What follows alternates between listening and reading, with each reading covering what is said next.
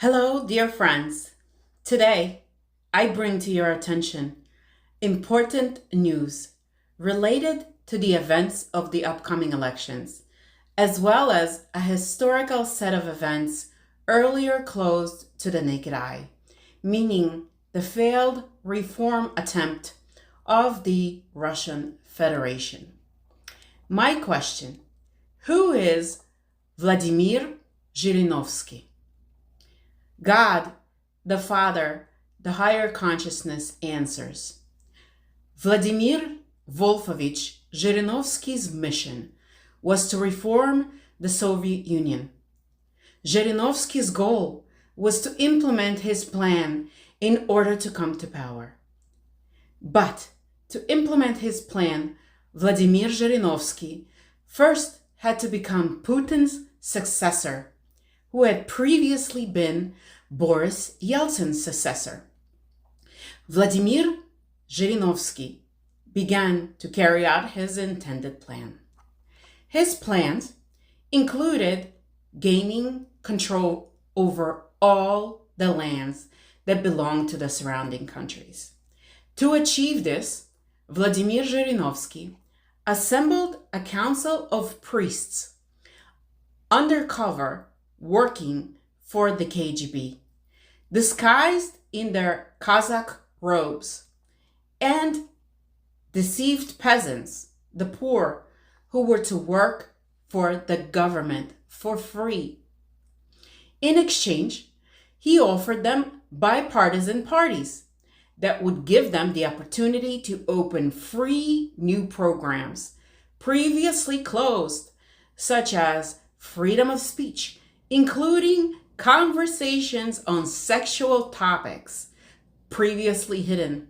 That is, so that people could speak freely about sex and have the privilege of gaining power over others with the ability to forgive them their sins, as rulers do.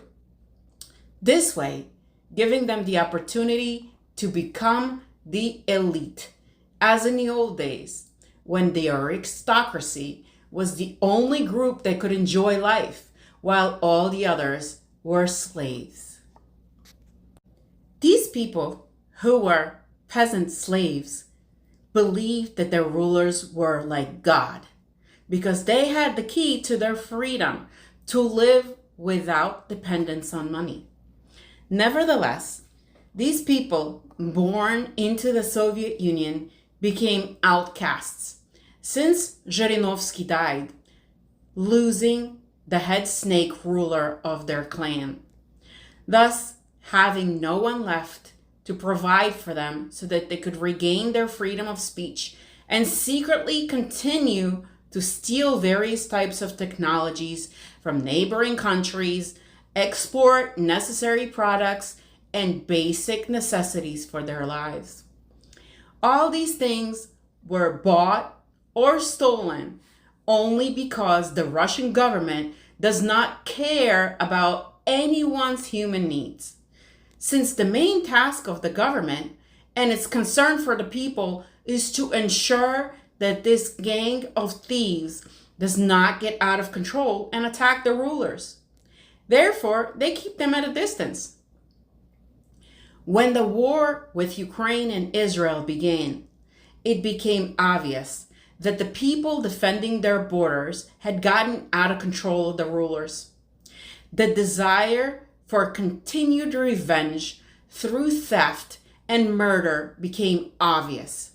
Their crimes became visible to the whole world, broadcast on YouTube, television, and all sources of social media. People began to watch these crimes of theft and murder with their own eyes, not realizing the danger from these out of control Russian bandits who were wreaking havoc in Ukraine and Israel, as well as nearby regions. All of them will be captured and brought to justice, one by one. Do you know why? Because no one is stronger than my God's hand that shields his children from their wild barbaric actions. I, God the Father, give you my God's word on this. Sophia says, I manifest. Please watch the following video showing how people lie and fool the eyes through the ears. The tales with predictions told by Zhirinovsky with this video in 2016 through 2017 are being replayed again in 2024 to the public as if they were told yesterday. This Russian propaganda has become a way of life and money-making by Russian bloggers like Vladimir Solovyov, who still deeply proclaims his faith to the former Soviet Union, attributing their success to the Russian Federation, who they still work for. Ну, мы вас в любом случае поздравляю вас, смотрите. Владимир Вольфович, вам слово. Видите, да. Да. А нам шампанское.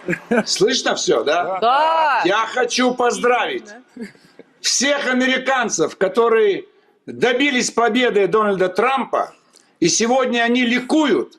Сегодня большой праздник в Америке. Поздравить всех наших граждан, которые тоже косвенно болели за победу Трампа. И я действительно обещал вчера, что сегодня в честь победы Трампа мы выпьем по бокалу шампанского. И я пригласил всех в Государственную Думу. Кто пришел, мы им всем налили бокал шампанского. Депутаты были. Победа. Это праздник. Обязательно будут положительные изменения. Обязательно. Но прозвучало здесь, что вот Брексит, победа Трампа, какие-то изменения в Европе. Положили начало этим изменениям мы с вами 12 декабря 1993 года, 23 года назад, когда победила ЛДПР. Это вот было то же самое. Новая политика, новая волна. Мы дали начало, когда победила не коммунистическая партия, не прокремлевская, а совершенно неожиданно ЛДПР. За победу, за Дональда Трампа. Все пьют шампанское. Ой, спасибо. все пьют шампанское, видите, да. Но... Володя, где у нас Владимир Вольфович, скажите, пожалуйста, Да. если серьезно, как вы считаете, вы говорите, что это победа, да, для ЛДПР, для вас лично, но тем не менее... Ой-ой-ой, ничего себе, скажите, пожалуйста. Мы это потом сделаем, но потом. нельзя в прямом эфире. Давайте Восприняли не призыв будем. Владимира Вольфовича У нас прямо, есть, но обещали, пить мы все будем будет, но потом. после Не надо, программы. не надо. Все потом будет. После программы. Скажите, пожалуйста, Владимир Вольфович, тем не менее, вы верите, что риторика Трампа превратится в дела? Вот правда. Что Крым, может быть, признать, санкции снимет? Обязательно.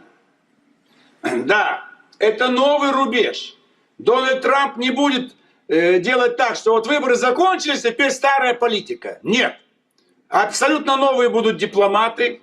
И посол США сегодняшний уедет в Вашингтон. Обязательно будут изменения на Ближнем Востоке. И Дональд Трамп уже сказал, что здесь нужно действовать России вместе с Израилем. Вот такой момент. На Украине. Украина близко не нужна США. Они на карте ее найти не могут. И Афганистан, там могут быть изменения. То есть по всем болевым точкам произойдут изменения.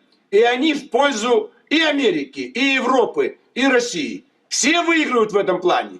И это естественно. Люди устали от гегемонии одной страны. И они устали. Как бы они ни хотели оставаться на Олимпе, это тяжело. Чтобы продолжать оставаться на Олимпе мировой политики, им нужно приступить к началу большой войны. Они этого не хотят. А мирным путем они себя полностью исчерпали. Поэтому начнется новая политика. И в 2017 году, в 2018, во все последующие, мы увидим другие международные отношения. И санкции будут все сняты. И на Ближнем Востоке война затихнет. И в Киеве будет другое правительство. И с Афганистана не будет никакой угрозы для нашей Средней Азии. И будут нормальные отношения между Россией и Китаем. Это большие выборы, это нужные выборы. Те, кто не понял, они не умеют анализировать. Они не умеют прогнозировать правильно. И сегодня им обидно, что они все делали ставку на Хиллари Клинтон, а победил другой человек, Дональд Трамп. Это знаковая фигура и знаковое большое событие для всего человечества. Это начало новой эпохи. И в этих новых международных отношениях Россия займет снова свое достойное место. И вся русофобия уйдет дальше. Ее не будет русофобии. Будет 3 центра. Вашингтон, Москва и Пекин. Вот на троих мы разделим все тяготы и радости мировой политики. Спасибо вам огромное. Спасибо, Владимир Вольфович Жириновский. Спасибо огромное, Жириновский. Тот самый человек, который в прямом эфире нашей программы, ну действительно, предсказал победу Трампа. Трамп выиграл. Владимир Вольфович, мы вас поздравляем. Ну и спасибо вам огромное. In summary, this information I've shared here leaves no room for debate as to whom will win all wars and what will become of those who choose to push God's hand and hide the truth.